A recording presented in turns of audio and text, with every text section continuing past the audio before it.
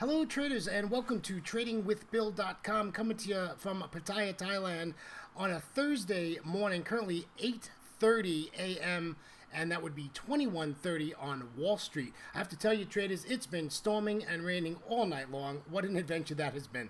I will tell you, however, today is showing to be a pretty nice day. Blue skies, overcast, looks like it's going to clear out, sun's popping out. Looks like things are going to get better today. Just a little bit of housekeeping. I'll be on vacation until the 13th of September. So I'm traveling. I'm going to visit Cambodia for 1 week. So I will be back live doing videos again on the 13th of September. Just an update for you. I will post that on my website in case you forget and wondering where I'm at. All right, let's take a look at what's going on today. Data-wise, now, the rest of the week's pretty busy, right? We have NFP tomorrow and all that good stuff. Earlier today, about 2 hours ago, we had RBA Governor Lowe speaking. I don't know what he said, but he's been talking. And we have Aussie just had private new capital expenditures, came in at 0.8 versus 0.3. That was a good number. Later on in the day, we have French CPI month on month for August, and PPI out of France, and we have BOE MPC member Saunders is speaking out of the Great British Pound today out of the UK, and German unemployment rate comes out today, and also unemployment change comes out today also. Core CPI out of the Eurozone, CPI year on year for August comes out. That's a high impact number. So yeah, pretty steady day. We get into the New York session, and we have core PCI price index. I have no idea what that is. I have no clue what that is. And then we have GDP month on month out of Canada, and again we have personal spending out of the U.S. today, and pending home sales comes out. That's another high impact data for today. So pretty busy day on the data front. Let's take a look. Gold is still above 13. It's at $1,311.08. WTI crude is at $45.94. Brent is dropped. It's at $50.72. Well, you know, the dollar is taking a bash, and we talked about that yesterday. The dollar is just getting creamed. The value of the dollar, you know, the dollar index is just so low. You know, with this 92, you know, 2 months ago, you know, we were at 97 and 98. Now we're at 90. You know, it's just horrible. It's just really bad with 92, right? So we'll keep an eye on that. U.S. coffee is negative 0.22%. You know, I just got to always keep an eye on the coffee. The coffee's doing good. And I got to tell you, it's a brisk morning this morning. Nice. Yeah, it's kind of strange. I'm getting ready to do some traveling. I haven't left Thailand, I think, in 4 years, and getting ready to do some traveling. It's kind of like nervy, you know, because I haven't done the traveling thing, and I've traveled all over the world in my life, and you know, a lot of countries, different places, and I've been out of that mode, and now I'm getting back in. Now I'm going to another country to visit, and doing the traveling things, kind of. Exciting and nerve-wracking at the same time. All right, let's take a look at our indices. S&P 500 futures up 0.10%, NASDAQ up 0.20%, Dow is up 0.12%, S&P VIX is negative 4.10%, with the U.S. dollar index at 92.89. Do we need to say any more about the dollar? 92.89, absolutely crazy. And the euro index is at 94.87 as I speak. All right, that's it. Let's take a look at some charts, my friends. I do have to bring this up because we talked about it yesterday, and that was the New Zealand dollar. Look at this trade, how it worked so nice. So nice. This trade was beautiful. Look at this. We talked about it coming up to the 50% yesterday and the 618, and I was hoping to come all the way up here to 72.85.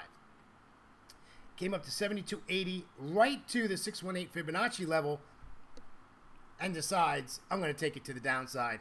And there she goes, comes on down, gives you a little scare here. Not even close to stopping out, because she stops up here, right? What was that, 80 we said? 70, 79, 80. 70, Yeah, 72. Um, what is that price? It's my eyes, folks. It's my eyes. Yeah, 72.86 is up here. So, you know, this was really just a nice trade. The stop would have been up above this high here, and this just went down. Never had a thinking of taking your stop out. Got a little nervous here. You know, this was over 2.5 hours here, sideways here, and then all of a sudden she crushed. Boom, down she went. That was the end of that. And very nice trade on the New Zealand dollar. I hope somebody caught that trade yesterday. I did. I did. I was watching this thing all day yesterday, and it just did a really nice thing. I actually took the afternoon off yesterday. I'm getting ready to travel, so I had to do some stuff, and took the afternoon off yesterday, so it was quite interesting.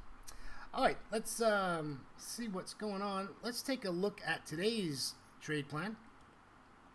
And this is the Aussie dollar. I basically just fibbed this high to this low, as you can see. You know, we're looking to get in this at 79.40 up here at the 50% fib level. However, there's a good chance this is gonna come to this 200 exponential moving average, and that's where I would look to take my entry. I don't think it's gonna break through that. You can see left of the chart that it's respected the 200 exponential moving average, and it's worked, right? So, you know, this came down, overshot, came back up, rode a little while, and then took off to the upside. So I'm hoping this comes up to the 200, tests it, and then takes it back down to the downside. So that's what I'm looking for on the Aussie dollar. And we'll watch that closely. I have alarm set and all that stuff ready to go on this trade. So we'll just see what happens. And this just looks like a nice little setup. Let's take a look.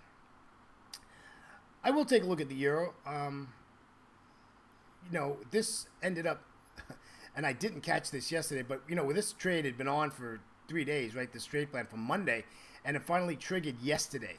Yesterday it triggered, right? So it did trigger, and, you know, it was a nice sell to the downside. However, you know, now it's over, and not a lot to do now. You know, you can expect maybe we'll get a pullback to a fib level.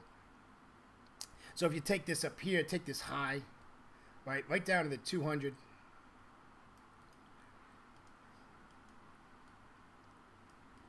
Okay, so, you know, maybe we can get up to the probably the 38.2 fib level here. You know, the 23 is okay, but you don't have any room, right? You're going to end up, you know, getting stuck at support again. So I'm not into that. However, you know, if it comes up to the 50%, we might have an opportunity to sell this. The other sell is let it break through the 200, retest the 200, and then come back down. Now, if that happens, you got to realize we're looking, you know, late in London, probably, you know, 2 hours after London open, maybe even into London lunch before this trade will trigger. Okay, so we'll just keep an eye on it. Dollar yen's not much going on there. So that's about it, my friends. I think that wraps it up for this day today, being Thursday the 31st of August, last day of the month. And yeah, so again, just to remind you, I will be on vacation until September 13th. So just take note of that, and we'll be back on the 13th. I arrive back in Thailand on the 12th in the evening, so we will be the next morning back at the charts. Traders, have a great trading day, and always remember to trade smart and not hard, and we'll see you in about 14 days. Traders, take care now. Bye-bye.